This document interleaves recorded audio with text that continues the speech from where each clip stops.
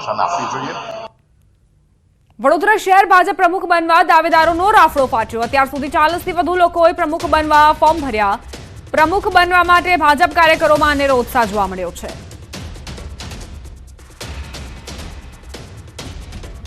તો વડોદરા જિલ્લા ભાજપમાં પણ પ્રમુખ બનવા દાવેદારોનો રાફડો ફાટ્યો છે। અત્યાર સુધી 50 દાવેદારોએ પ્રમુખ માટે ફોર્મ ભર્યા। ભાજપ જિલ્લા પ્રમુખ સતીશ પટેલ, ભાજપ નેતા ધર્મેશ પંડ્યાએ ફોર્મ ભર્યું। ભાજપ મહામંત્રી બીજે બ્રહ્મભટ્ટ, યોગેશ અધ્યારુએ ફોર્મ ભર્યું। શહેર ભાજપ પ્રમુખ બનવા માટે પૂર્વ મેયર ડોક્ટર જિગીશા શેઠે ફોર્મ ભર્યું।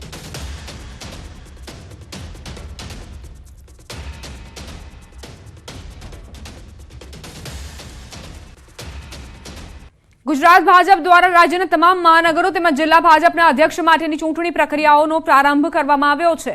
ત્યારે રાજકોટ શહેર ભાજપ કાર્યાલય ખાતે રાજકોટ મહાનગરપાલિકાના સ્ટેન્ડિંગ કમિટીના પૂર્વ ચેરમેન પુષ્કર પટેલ પહોંચ્યા હતા। ત્યારે મીડિયા સાથેની વાતચીતમાં પોતે શહેર ભાજપ અધ્યક્ષ પદની રેસમાં ન હોવાનું જણાવ્યું, તેમજ શહેર ભાજપ કાર્યાલય ખાતે માત્ર કાર્યકર્તા તરીકે આવ્યો હોવાનું જણાવ્યું। ઉલ્લેખનીય છે કે છેલ્લા કેટલાય સમયથી રાજકોટ શહેર ભાજપના અધ્યક્ષ તરીકે પુષ્કર પટેલનું નામ પણ ચર્ચાઈ રહ્યું હતું।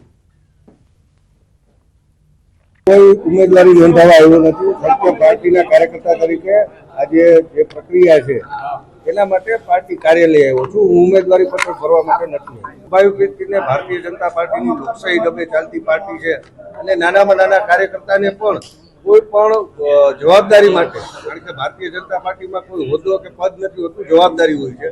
આ જવાબદારી માટે ઉમેદવારી કરવાની તક મળે અને બધા કાર્યકર્તાઓને એક ઉમેદવારી કરી અને એક જવાબદારી મેળવવા માટેની તક મળે એના માટે ભારતીય જનતા પાર્ટી આ પદ્ધતિ અપનાવી ખૂબ સારી રીતે આપ જોઈ શકો છો। સ્ટેન્ડિંગ કમિટીના પૂર્વ ચેરમેન રહી ચૂકેલા પુષ્કર પટેલ તેમણે કહ્યું કે હું માત્ર અહીં કાર્યકર્તા તરીકે આવ્યો છું। ઘણી બધી ચર્ચાઓ ચાલી રહી છે, પરંતુ હું અહીં દાવેદારી કરવા માટે નહોતો આવ્યો। આ તરફ રાજકોટમાં પણ શહેર ભાજપ પ્રમુખ માટે સાયન્સ પ્રક્રિયા હાથ ધરાઈ। આજથી રાજકોટ સહિત ગુજરાતભરના તમામ મહાનગરો તેમજ જિલ્લાના અધ્યક્ષ માટેના ફોર્મ ભરવાનું શરૂ કરાયું। રાજકોટ શહેર ભાજપ કાર્યાલય ખાતે બપોરના 1:30 વાગ્યા સુધી આગેવાનો પ્રમુખ પદ માટેની દાવેદારી કરતું ફોર્મ રજૂ કરી શકશે।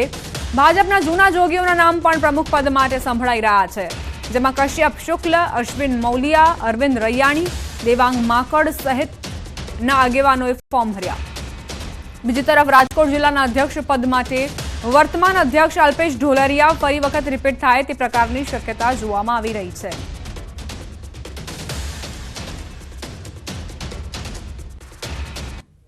મહાનગરપાલિકાના પ્રમુખ પદ માટે ઉમેદવારી પત્ર ભરવાનો આજનો દિવસ છે। દરેક શ્રેણીના કાર્યકર્તાઓ આમાં પોતાનું ફોર્મ ઉમેદવારી પત્રક ભરી શકે છે। માત્ર નિયમોને આધીન એટલે કે 3 વખત સક્રિય સભ્ય પદ ધરાવતો હોવો જરૂરી છે। ભારતીય જનતા પાર્ટીમાં નાનામાં નાના કાર્યકરને પૂરું મહત્વ આપવામાં આવતું હોય છે। કોઈ પણ કાર્યકર એમ ઈચ્છે કે ભાઈ મારે પ્રમુખ પદ માટેની દાવેદારી કરવી છે તો આજે પાર્ટીના દ્વાર ખુલ્લા છે અને કોઈ પણ કાર્યકર્તા છે એ દાવેદારી કરતો હોય છે અને એના ભાગરૂપે મેં પણ આજ દાવેદારી કરી છે। પાર્ટીના તમામ કાર્યકર્તાને ફોર્મ ભરવા માટેની છૂટ હોય છે। મને પણ ઈચ્છા થઈ કે ભાઈ હું મારા ધંધામાં ને મારું બધું વેલ સેટ છે અને પાર્ટીના કામમાં સેવા કરવા માટેની તત્પરતા છે।